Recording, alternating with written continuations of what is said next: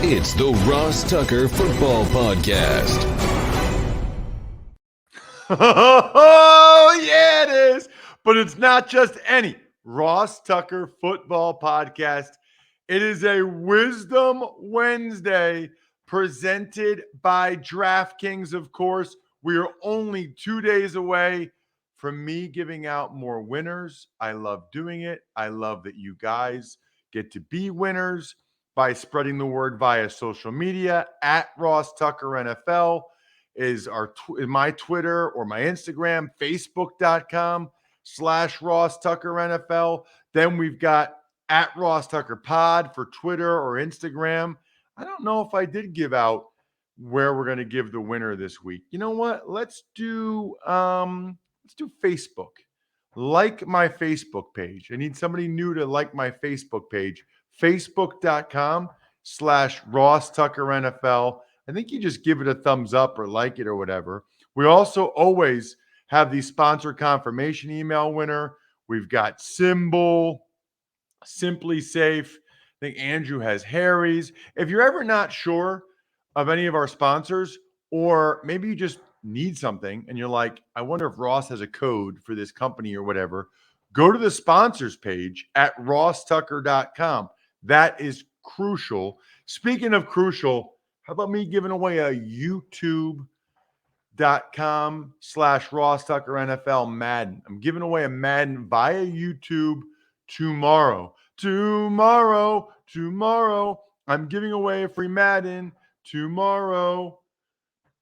Madden.com/ or Ross Tucker NFL.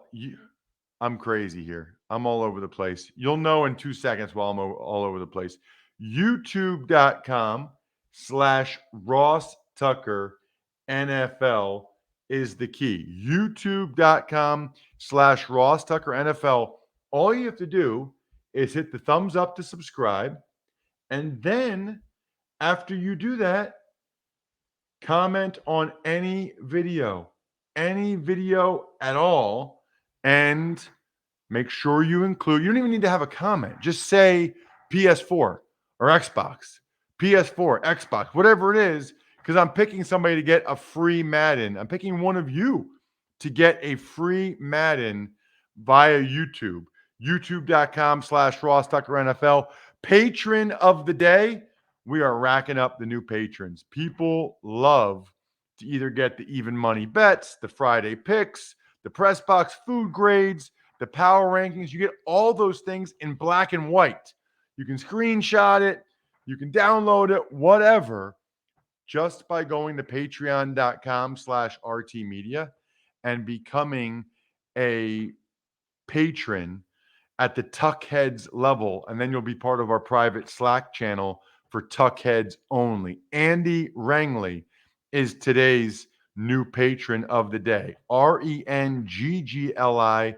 Andy, I think I'm saying that right. It's Big Show time. The Big Show. The Big Show is, unfortunately, that there is no Big Show, but you guys also benefit from that.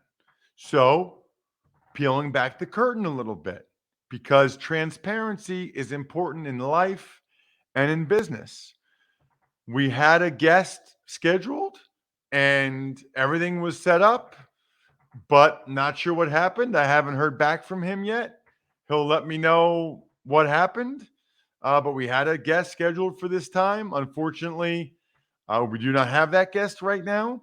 So you are the benefactors, in the sense that I'm going to get to more of your email questions, because you guys have actually sent a bunch of really good email questions recently. So very much looking forward to getting to your email questions, because you deserve it, especially after I let you know what's going on around the NFL. We call them Tuck's Takes. Tuck's Takes. Yes, we do. And the first Tuck's Take. The NFL is going to eliminate the Pro Bowl this year in favor of flag football and skills competitions. Absolutely love this idea. This is a no-brainer idea.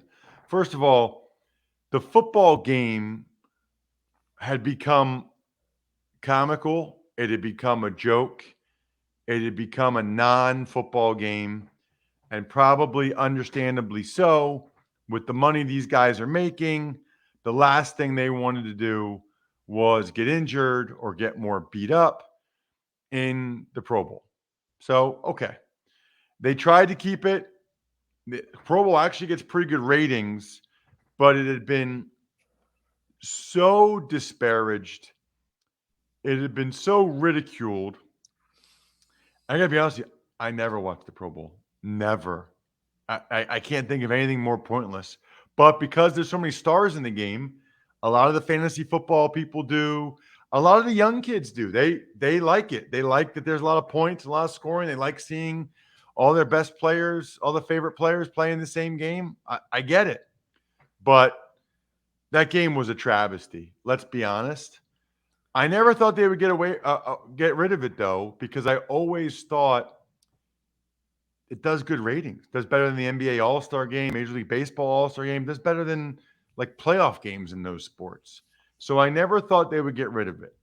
However, it sounds like they're turning it into a week long of content with all of these different skills competitions and flag football. So very curious to see what the skills end up being. Very curious. But they're going to end up having it be to the point where it's programming probably Wednesday, Thursday, Friday nights on NFL Network or ESPN or whatever. And so the NFL will actually benefit from this.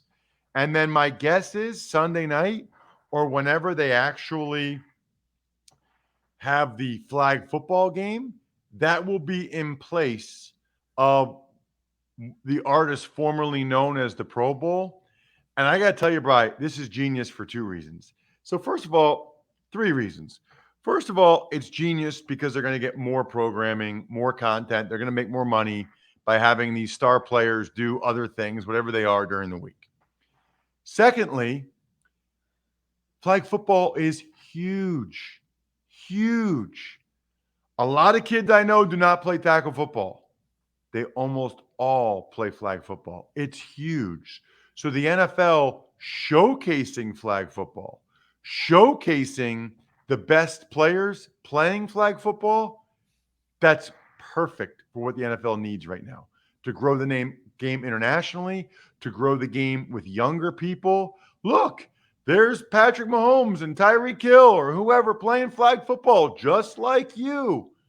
It's genius for them to do that. And by the way, the last thing, the players will actually play harder because they don't have a helmet and shoulder pads on and they don't think they can play hurt.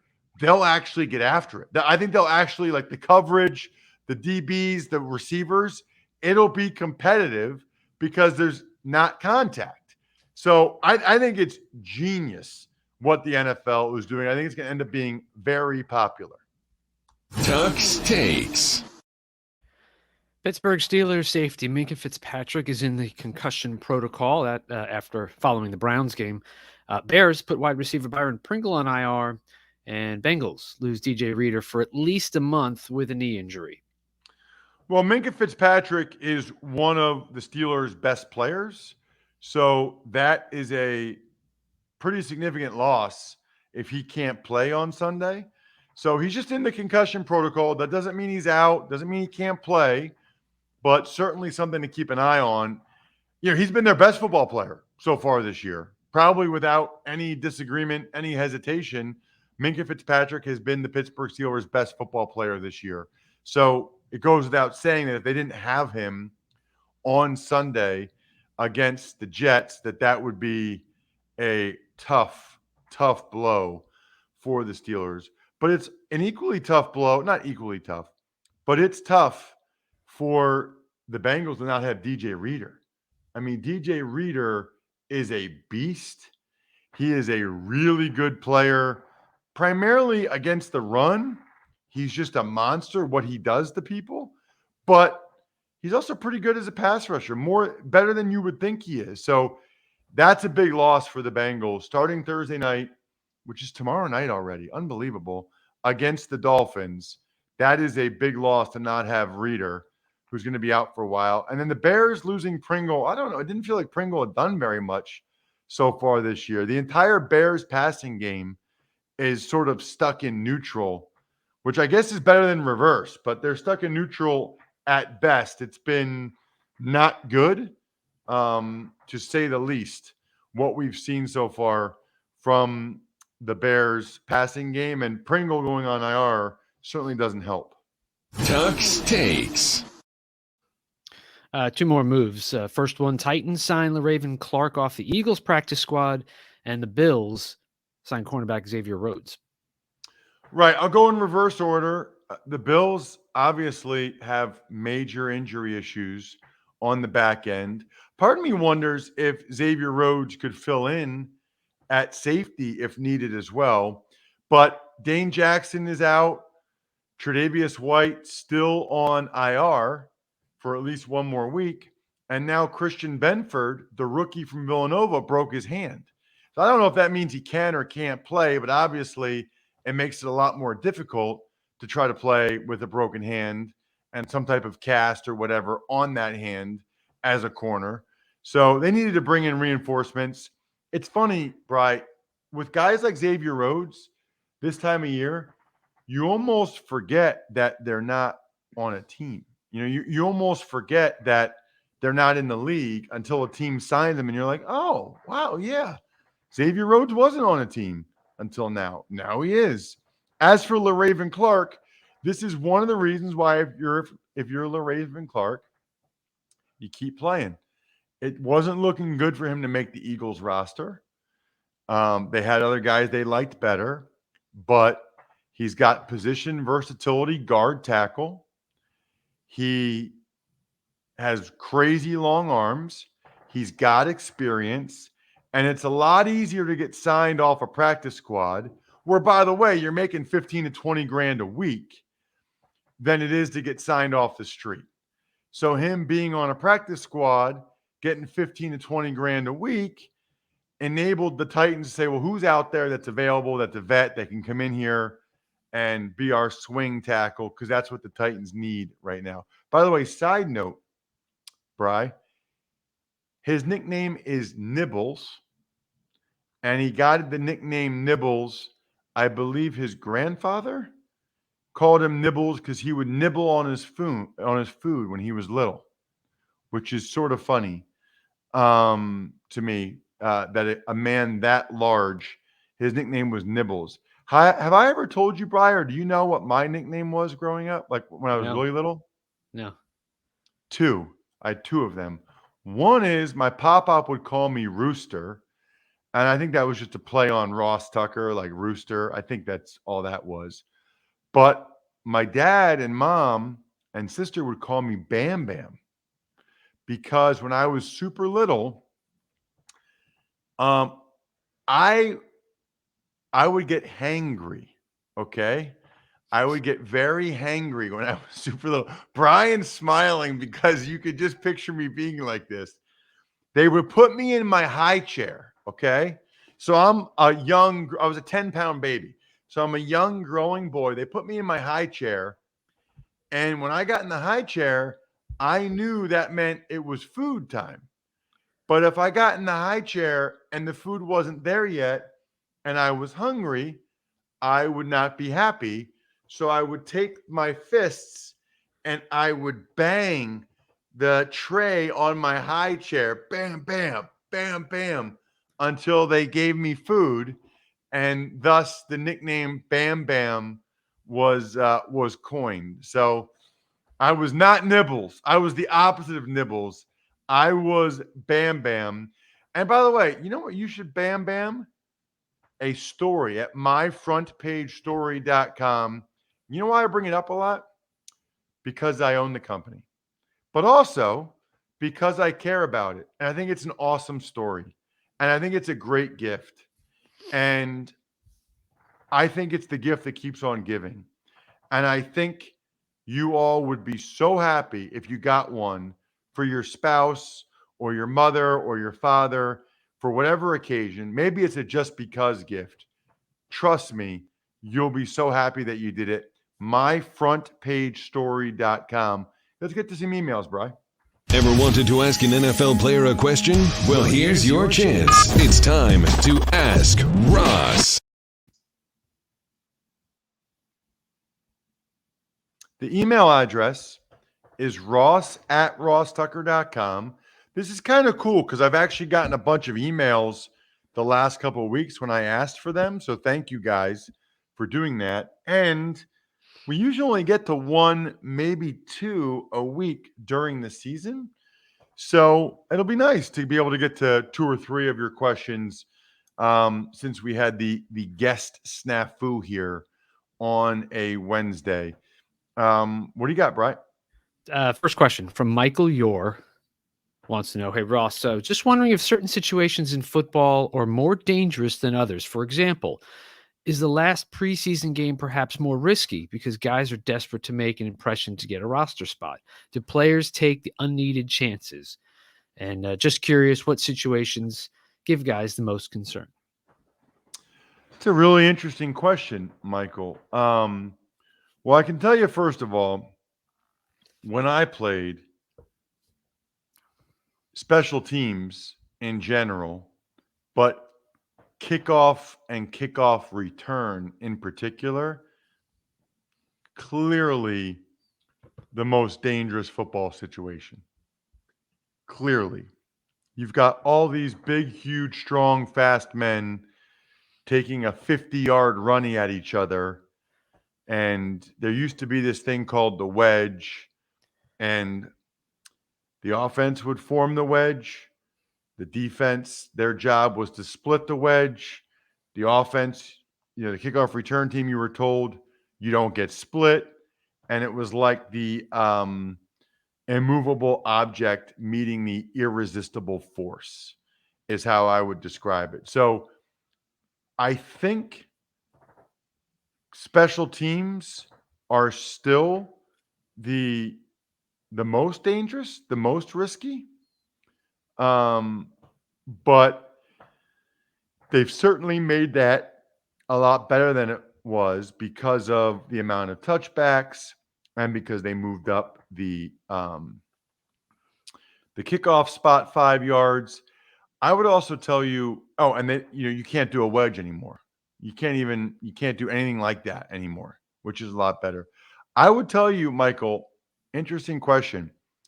That was the only time on a football field that I was a little bit scared, that I was fearful, is when I was on kickoff return. I did it a lot in Buffalo. I did it in Washington. And in fact, in Washington, it ended up ending my career. Two stories about kickoff return. My 4th year in Buffalo, we are playing the Detroit Lions, and it's a preseason game. I think it might have been the last preseason game. And I was the center of the wedge. And we kicked off, or they kicked off to us, and they had this guy for the Lions named Thump Bentley. I think he was a fullback, Keith Thump Bentley. That was his nickname, Thump. Think about that. He came down, and I hit him, and I went flying. I went flying back on my butt like 5 yards. My helmet came off and was rolling behind me. Thankfully, my head wasn't in it. This dude lit me up. Lit me up. We didn't get a very good return. I started to run off the field. There's a penalty thrown. We have to re-kick it.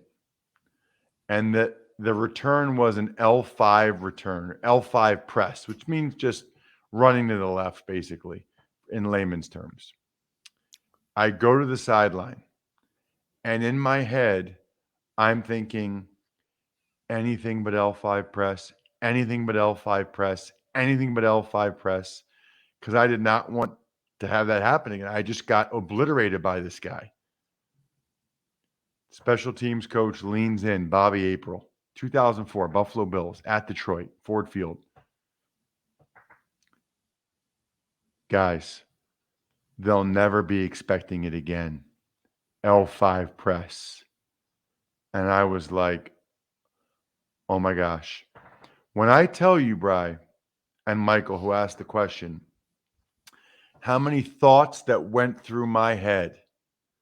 I thought about starting to like lose my balance and fall down and act like I had a concussion from the hit before. I thought about just trying to miss him on purpose, like acting like I went to hit him, but whiffing and be like, oh man, I whiffed. I thought about a lot of things. Finally, right before they're about to kick off, I put my mouthpiece in and I just think, I'm just going to hit him crazy low, like around his hip. And whatever happens, happens, but I'm not getting knocked on my butt again. So that's exactly what I did. I hit him really low around his hip, and he kind of stuttered for a second. He got knocked back, stuttered for a second on his feet, and then he fell backwards. And our returner, Terrence McGee, I don't know if he took it to the house, but he took it a long way and almost scored a touchdown. And I came off to the sideline, and everybody was like, great job, Tucker. I saw that. That was awesome. Great job. High five me. That was, you blew that guy up. And the guy that played my position, the guy that was kind of my backup as the wedge captain, the middle of the wedge, Justin Bannon, played a long time, D tackle, D line in the NFL. He comes over to me, he goes, can we talk about the first one though? Because he was watching me. He was watching me and he saw me. He saw what happened to me. And I was like, oh, dude, I'm like, did you see that? He's like, he started laughing. He's like, yes, I did. So that was about as scared as I think I've ever been on an NFL field because this guy meant business. And then my career ended against the Ravens on the same play, same type of deal. I'm on the wedge. They come down. I mean, and these two linebackers, the kid I hit, I think was a rookie from Michigan named Prescott Burgess. And I nailed him, Bri. Nailed him. Felt great about it. And I was like, yeah. And I stood up. My whole arm went numb. My whole arm went numb. I had ended up herniating a disc in my neck.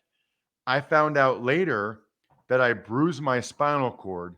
What's nuts about that is that I was going to play the whole second half at center and guard. There was lightning during the game, and they called the game at halftime. Like on some level, I don't care how religious you guys are or aren't. That's totally a personal thing. But I was going to play the second half, or at least try to, with a herniated disc in my neck after I had bruised my spinal cord in the first half because I didn't know either one of those things. I thought I just got a really bad stinger. And that would have been very dangerous. So if you believe that there's someone watching over us that has a hand in things, that would be the best evidence from my life of that being the case. It turned out, by the way, that Prescott Burgess got a concussion and separated his shoulder on the same hit. Think about how violent that is. Separated his shoulder, got a concussion. I was pumped because I thought that I got the better of it, but I herniated. And by the way, that neck issue still bothers me to this day. I still had to go to neck rehab this summer because I sort of re-injured it skiing and falling in Utah like a moron. So that's the end of my career, by the way, Michael. So yes, I do think there are some situations which I just played out. I think preseason games in general, probably guys are a little bit more aggressive. Guys are getting after it, trying to make a name for themselves. So yeah, I do think on some level, preseason games in general, and probably the last one, are probably a little bit more dangerous for the reason you mentioned. All right, on to the next question from Matt Mead, who asks, or who starts off by saying, Ross, I watch you play in the league, and since your retirement, I thoroughly enjoyed listening to you on your podcast, as well as analyzing games, being an interesting guest on other podcasts, etc. Question, was it always your plan to get in this business after your playing days were finished? How did you get to this point, and what helps you be so good at what you do? And do you see yourself doing anything different in the next 5 or 10 years? Ooh, gosh. Matt, I feel like that's a long question. The